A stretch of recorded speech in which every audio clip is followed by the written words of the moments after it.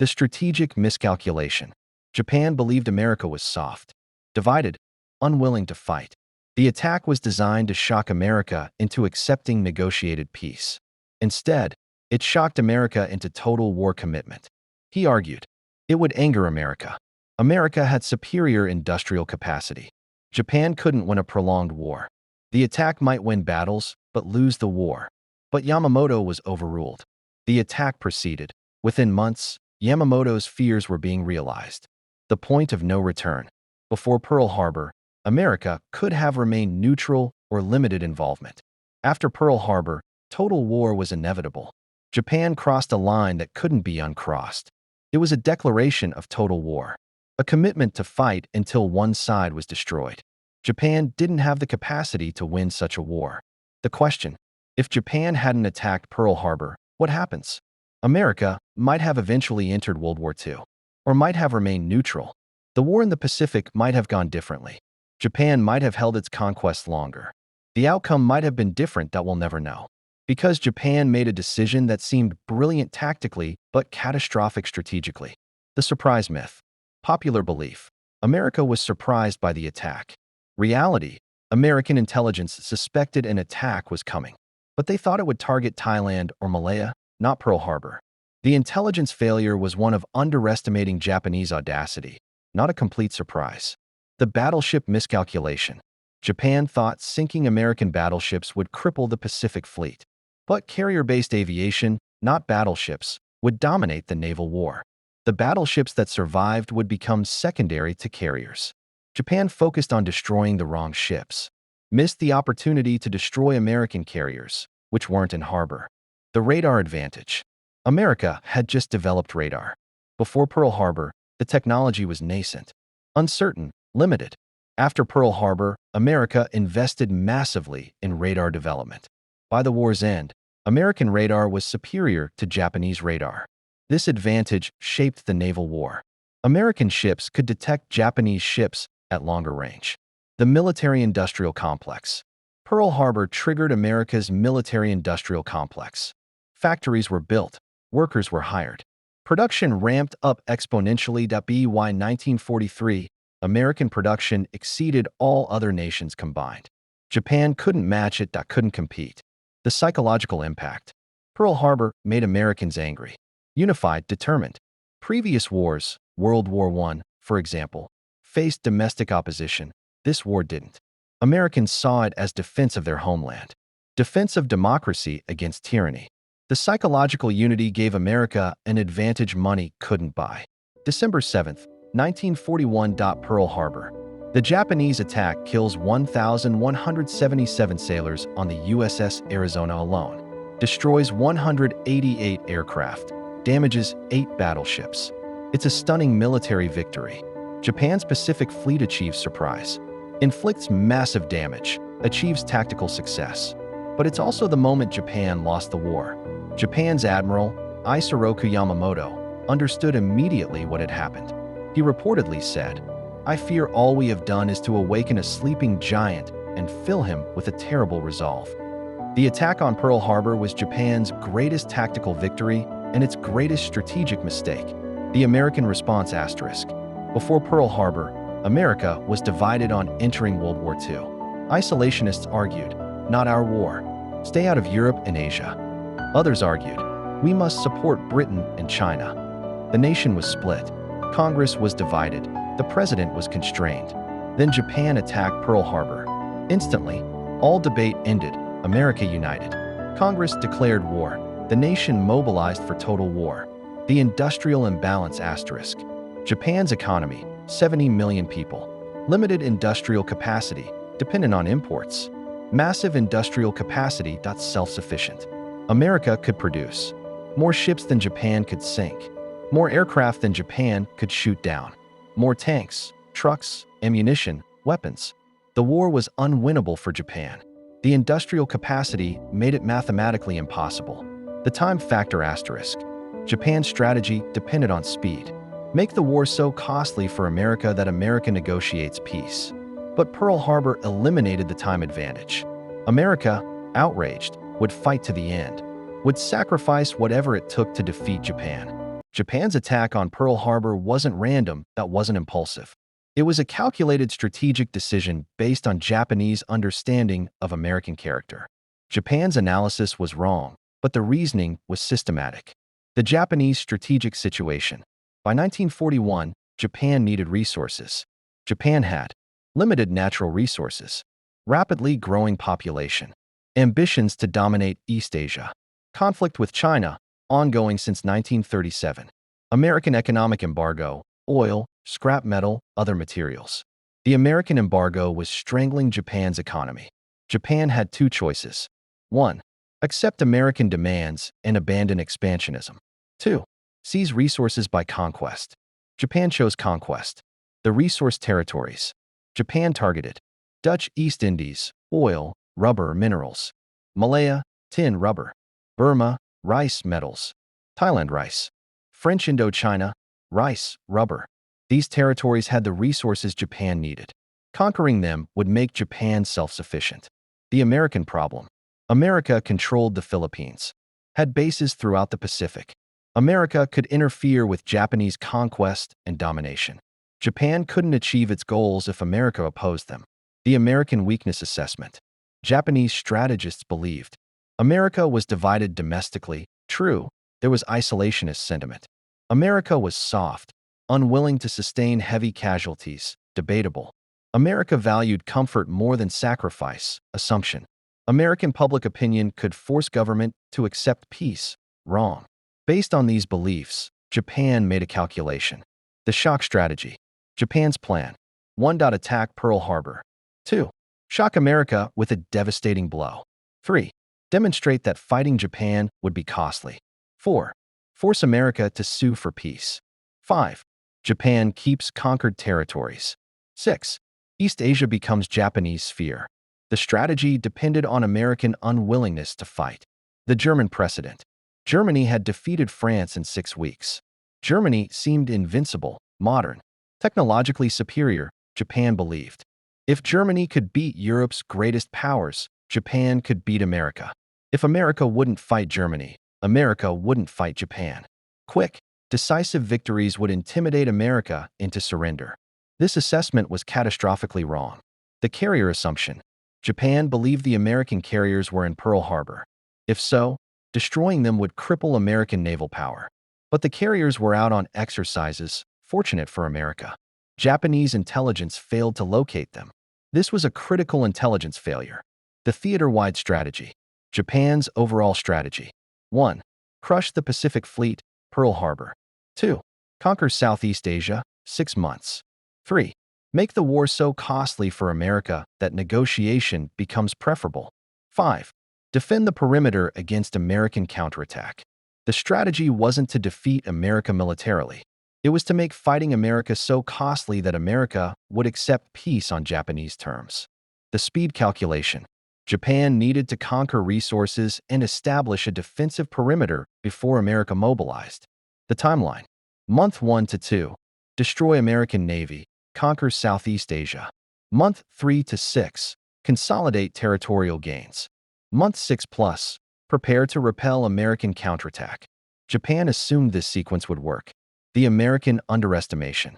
Japanese strategists underestimated American industrial capacity. They knew it was large, but didn't grasp the scale. American population's willingness to fight. They thought Americans were individualistic and wouldn't accept sacrifices. American technological capacity. They thought American equipment was inferior. American resilience. They thought one shock would break American will. All these assumptions proved false. The domestic politics miscalculation. Japanese strategists believed American domestic opposition to war would prevent America from fighting. They didn't understand that Pearl Harbor would eliminate domestic opposition. Attacks on American soil, American deaths. Eliminate opposition, create resolve. Japan created exactly what it was trying to prevent. The economic imbalance reality. Japan's economists knew America had greater industrial capacity, but they assumed a short war wouldn't require full industrial mobilization. American industry would be disrupted by war production. Japan's lighter industry could compete. All wrong. America's industrial base was enormous, could rapidly shift to war production. The psychological error. Japanese strategists made a fundamental error. They didn't understand Western psychology. They thought Americans valued comfort and wouldn't sacrifice for honor. Americans would see one military defeat and give up. Americans were individually oriented and couldn't sustain collective effort. Japanese psychology, honor, sacrifice, collective commitment, was different. They projected their values onto Americans and concluded Americans were weak. The Yamamoto descent. Yamamoto, the attack's planner, understood the miscalculation. He warned that Japan couldn't win a prolonged war with America. But he was overruled by politicians and military leaders who believed in Japan's racial superiority and the American weakness hypothesis. The fateful decision. Based on these miscalculations, Japan attacked. It was a coherent strategy based on incorrect assumptions. Not irrational, but catastrophically wrong. The assumptions about America proved false. And Japan paid the price. The attack on Pearl Harbor was tactically brilliant. From a purely military perspective, it was executed almost perfectly. Japan achieved surprise, overwhelming force, rapid strike, minimal losses, and maximum damage. Japanese intelligence gathered information on American fleet composition, battleship positioning, air defense capabilities, patrol patterns, and shift changes. The planners knew when the ships were most vulnerable. The approach asterisk. Japanese carriers approached Hawaii undetected. They sailed in radio silence, avoided shipping lanes, and used weather for concealment. By the time American reconnaissance spotted them, it was too late. The attack launched before America could respond. The strike force asterisk. Japan committed 6 aircraft carriers, 353 aircraft, supporting warships, and trained pilots. The force was overwhelming for the time. It represented a massive commitment of resources. The execution asterisk. The attack happened in waves. First wave, 183 aircraft attacked at 7:48 a.m. The attack was devastatingly effective. American defenses had partially mobilized, but were still inadequate. The damage assessment asterisk. American losses. 8 battleships damaged or sunk. 3 cruisers damaged. 4 destroyers damaged. 188 aircraft destroyed. 1,177 sailors killed on USS Arizona alone. 2,403 total American military deaths. Japanese losses. 29 aircraft lost. 5 midget submarines lost. 5 carriers undamaged. Minimal personnel losses. By any measure, it was a one-sided victory. The strategic objective achieved asterisk. From Japan's perspective, the attack accomplished its immediate goal. Crippled the American Pacific Fleet. Removed the military obstacle to Japanese conquest of Southeast Asia. Created the opportunity Japan needed to conquer and consolidate territory. Japan needed to act before American rearmament programs came online. American military became too strong. American public accepted entry into World War II. The attack was time to seize the moment. The carrier miss asterisk. Japan's only major failure. The American carriers were not in harbor. They were out on exercises. Safe. Destroying the carriers would have been even more damaging than destroying battleships. But this was intelligence failure, not execution failure. The attack was executed brilliantly with the information available. The psychological victory. Japan demonstrated Japanese military capability, Japanese willingness to fight, Japanese audacity. It was meant to intimidate America into accepting negotiated peace. The lesson in tactical excellence. The attack demonstrates that tactical excellence doesn't guarantee strategic success.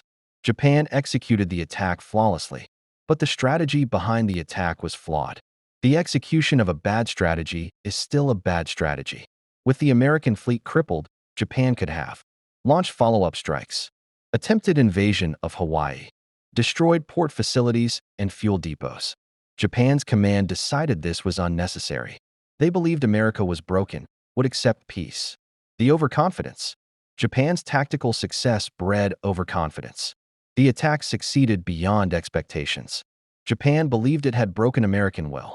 Japan believed America would negotiate. But Japan had misread America, misunderstood American character. The short-term gain, long-term loss. The attack gave Japan months of freedom to conquer Southeast Asia, ability to consolidate territorial gains, time to prepare defensive positions. But it also gave America united purpose, Mobilization justification. Moral clarity. Entire nation committed to victory. The tactical gains were temporary. The strategic damage was permanent. The reflection. The attack on Pearl Harbor is a masterclass in how tactical brilliance can serve a strategically flawed objective. It's a reminder that victory in battle doesn't equal victory in war. Japan won Pearl Harbor, but it lost the Pacific War the moment it fired. December 7th, 1941. Pearl Harbor is attacked. Within hours, America transforms. The divided nation becomes unified. The isolationists become hawks. The reluctant becomes resolved. Japan's strategy, to shock America into surrender, achieves the opposite. It shocks America into total war. The immediate reaction asterisk. American military commanders immediately understood this was an act of war. There was no ambiguity, no debate. No question of response. America was under attack. Military response was inevitable. Asterisk asterisk the congressional response asterisk asterisk. December 8th, 1941. President Franklin D. Roosevelt addresses Congress. His speech is brief, powerful, iconic. Yesterday, December 7th, 1941, a date which will live in infamy. The United States of America was suddenly and deliberately attacked by naval and air forces of the Empire of Japan. He asks for a declaration of war. Congress votes that it's nearly unanimous. 388 to 1 in the House, 0.82-0 in the Senate. One representative, Jeanette Rankin, votes against. She's the only dissenting voice. The public reaction asterisk. Pearl Harbor ends the debate about American isolationism instantly. Isolationists disappear. Anti-war rallies stop. Opposition evaporates. Americans are united, angry, determined to defeat Japan. The attack, intended to break American will, instead hardens it. The enlistment surge asterisk. Immediately after Pearl Harbor, Americans rush to enlist. Eager to fight, eager to avenge the attack. The volunteer surge overwhelms military capacity to train and arm recruits. The industrial mobilization. America's industrial capacity swings into action. Factories retool from consumer goods to war production. Automotive plants produce tanks instead of cars. Steel mills operate 24/7. Aircraft factories expand. Shipbuilding accelerates. The Lend-Lease expansion. America was already providing supplies to Britain under Lend-Lease. After Pearl Harbor, the commitment expands. America becomes the arsenal of democracy, producing weapons for itself, Britain, Soviet Union, and China. The two-theater war. America is now at war with both Germany and Japan. America must fight a two-front war. Army fights in Europe, Navy fights in the Pacific. Resources must be divided between two theaters. The strategic debate. American strategists debate strategy. Europe. First, defeat Germany first. Treat Japan as secondary. Japan first. Defeat Japan first. Treat Germany first as secondary. The Europe first strategy wins. But resources are committed to both theaters. The long war preparation. American planners understand this will be a long war. Not a quick victory, not a short conflict. Sustained warfare lasting years. America prepares accordingly, builds factories, trains soldiers, plans campaigns. The production capacity. By 1943, American production is staggering. 47,000 aircraft annually, 27,000 tanks annually, 7,000 ships, millions of tons of ammunition, weapons, supplies. Japan cannot match this production, cannot compete. The mathematical advantage becomes overwhelming. The sacrifice acceptance asterisk. Americans accept rationing. Sacrifice, war bonds. Taxes, civilians accept lower living standards to support the war effort. This collective sacrifice is unusual. Most democracies struggle to sustain war. But America, unified after Pearl Harbor, sustains it. The human cost preparation asterisk. Americans understand that defeating Japan will be costly. Island hopping campaign, planned for 1943 plus, will require amphibious assault on fortified islands. Heavy casualties are expected. The American public accepts this. Prepares for sacrifices. The technological response asterisk. America invests in radar, sonar, code breaking, aircraft design, tank design. The technological race between America and Japan begins. America's industrial capacity allows rapid technological improvement. The carrier revolution asterisk. The battleships sunk at Pearl Harbor become less relevant than expected. Carriers dominate the naval war. America builds Essex-class carriers, heavy cruisers, destroyers. The carrier-based naval war becomes the dominant form of Pacific conflict. The psychological shift asterisk. Before Pearl Harbor, America was divided. Debating involvement. After Pearl Harbor, America was united. Determined, committed. The attack unified the nation in ways no political argument could. Japan, in attacking Pearl Harbor, unified its greatest enemy against itself. The Yamamoto's fear realized asterisk. Yamamoto had warned that Japan couldn't win a prolonged war with America. Within weeks, his fears were being realized. American production was ramping up. Japan had done exactly what it hoped to avoid, unified America against itself. The defeat timeline asterisk. From Pearl Harbor forward, the question wasn't if America would win. It was when, and at what cost. The industrial advantage was overwhelming. The mobilization was swift. The national commitment was complete.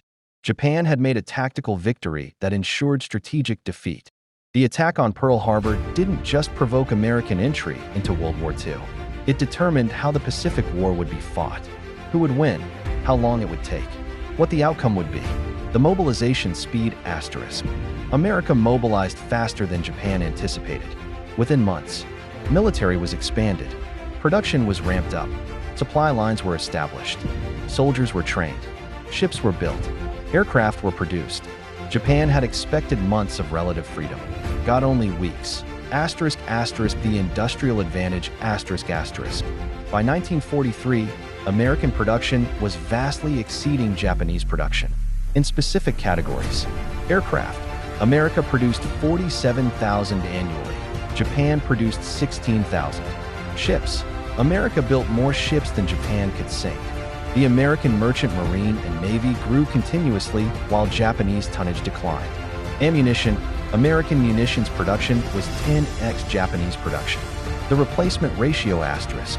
When an American ship was sunk, America could build 3 replacements. When a Japanese ship was sunk, Japan couldn't replace it. By 1944, American naval power vastly exceeded Japanese naval power. The pilot replacement problem asterisk.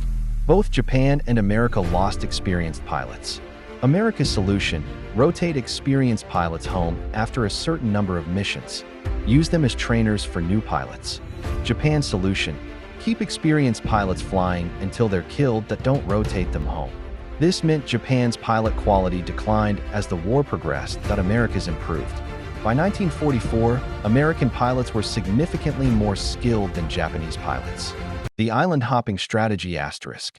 America devised a strategy to defeat Japan: island hopping. Instead of attacking every Japanese-held island, attack key islands. Establish bases. Build air bases. Bypass other islands, which become isolated, cut off from supplies. This strategy was economical, minimized casualties, allowed steady progress toward Japan. The strategic objectives asterisk. The island hopping campaign objectives. 1. Retake the Pacific Islands conquered by Japan. 2. Establish air bases for bombing Japan. 3. Position for invasion of Japan, if necessary. 4. Defeat Japanese military systematically.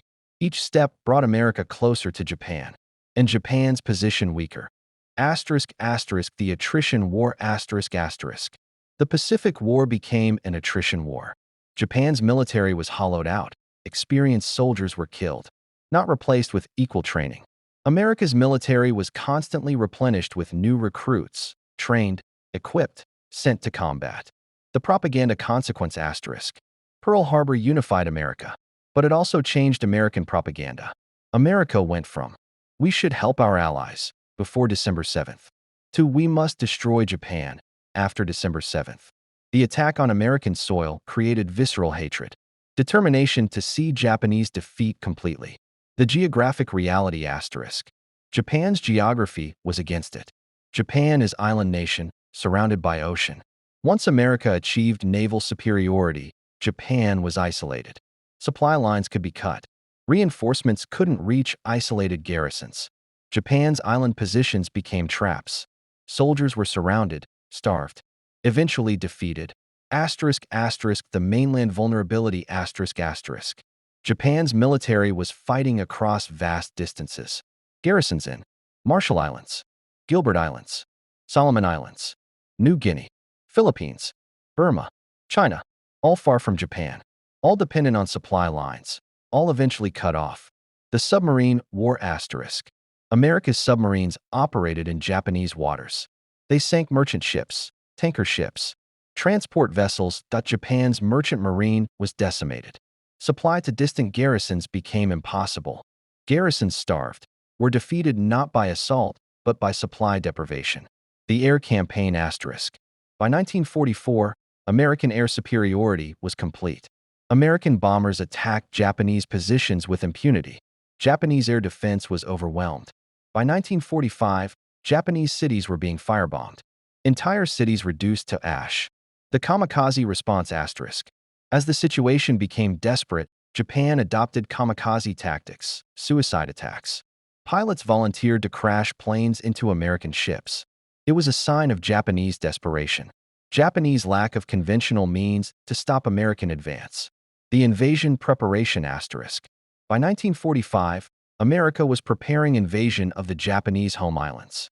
Military planners estimated 400,000 plus American casualties. Millions of Japanese casualties. Years of fighting. The invasion would be the bloodiest campaign of the entire war. The atomic bomb alternative. Instead of invasion, America dropped atomic bombs on Hiroshima and Nagasaki. Japan surrendered August 15, 1945. The war in the Pacific ended. The total outcome. Japan's strategic loss from Pearl Harbor. 1.3 million military deaths. Millions of civilian deaths. Complete national destruction. Occupation for 7 years. Loss of all conquered territory. Loss of military capability. Economic devastation. Japan lost everything it gained from Pearl Harbor and more. The strategic irony. Pearl Harbor was meant to achieve American acceptance of Japanese conquest. Negotiated peace allowing Japan to keep territories. Instead, Pearl Harbor led to American total war commitment. Japanese complete defeat. Japan losing all territories. Japan losing its military capability. Japan being occupied. Japan being forced to accept American terms. The attack achieved the opposite of its strategic objective. After the attack on Pearl Harbor, Japan had a window of opportunity. For approximately 1 year, 1942, Japan was advancing. But that window closed, and Japan never recovered. The 6-month advantage.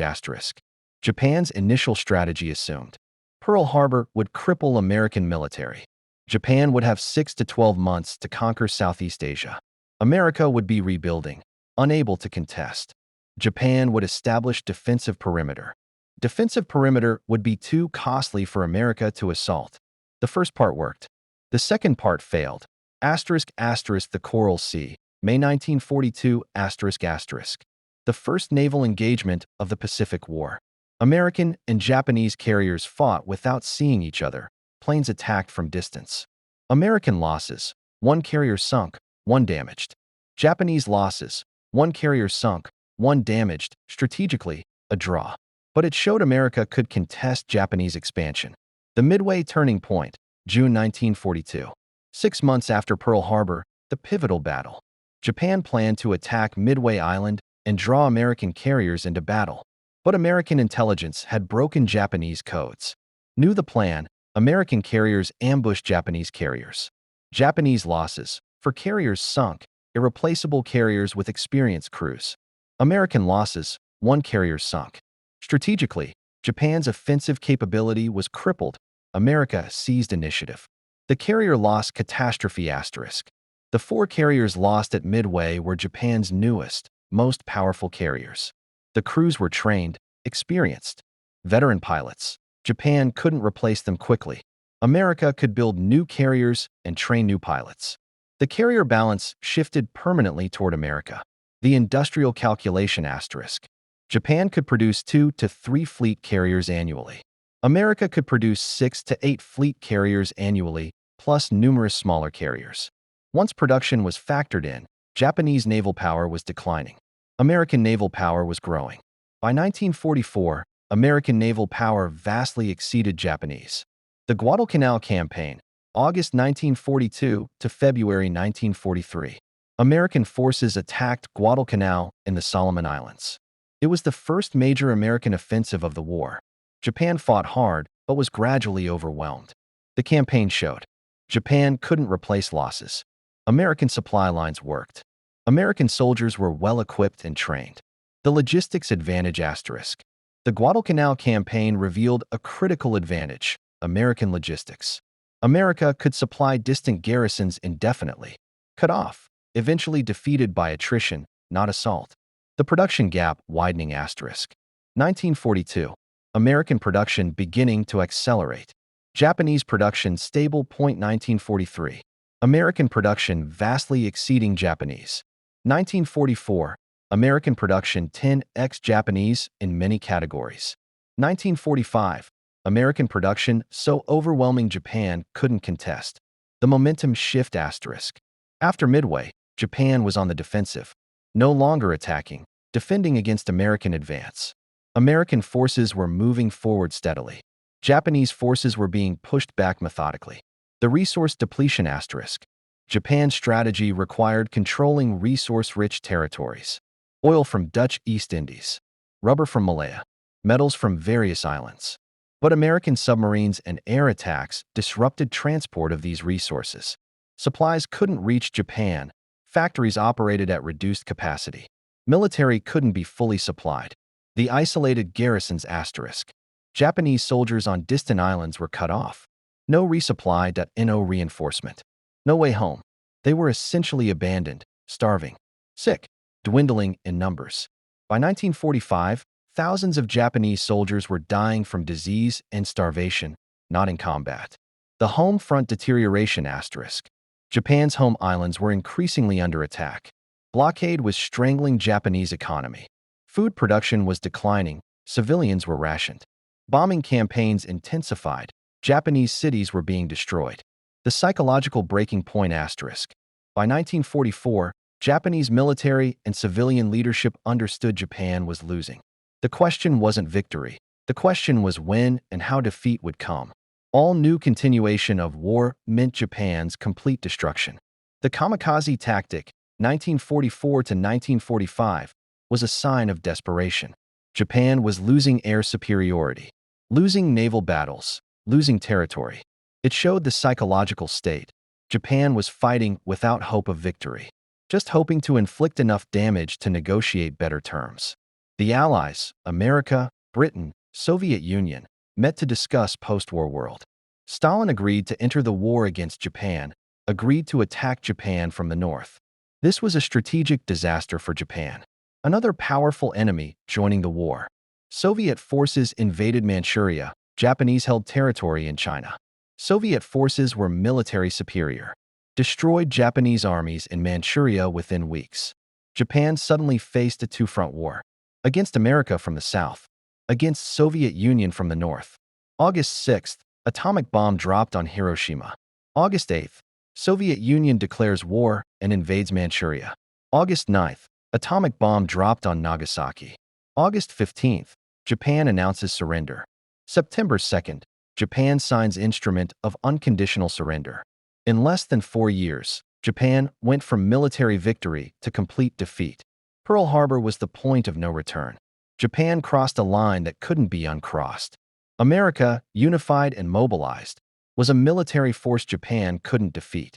Japan had all the information to understand this before the attack. But Japan attacked anyway, and paid the price.